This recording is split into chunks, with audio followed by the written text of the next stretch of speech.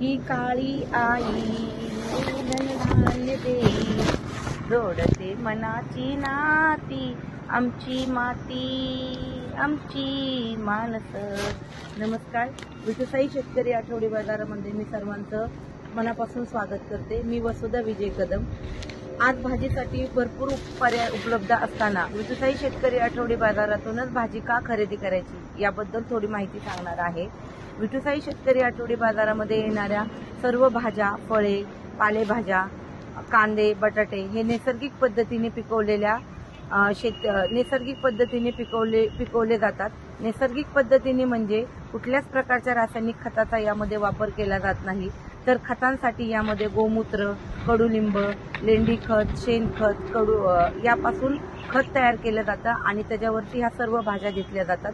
त्यामुळे या भाज्यातील पोषक द्रव्य ही कमी होण्याच्या ऐवजी जास्तीत जास्त प्रमाणात वाढत असतात. आम्ही सकाळी काढणी संध्याकाळी फोडणी या तत्वावर काम करतो. याचा अर्थ की एकदा शेतमाल तोडल्यानंतर कमीत कमी 8 तासाच्या आत तो कस्टमरसाठी उपलब्ध करून देत असतो. वरवर पाहता भाजी दिसायला सगळीकडे सारखीच दिसते, म्हणजे वांगी सगळ्यांची सारखीच असतात, भेंडी सगळ्यांची सारखीच असते, गवार सगळ्यांची सारखीच दिसते. पण याच्यातील चवीतील बदल आणि ताजेपणा हा जेव्हा तुम्ही विठुसाई शेतकरी आठवडी बाजाराला भेट द्याल तेव्हा भाजी खाल्ल्यानंतर नक्कीच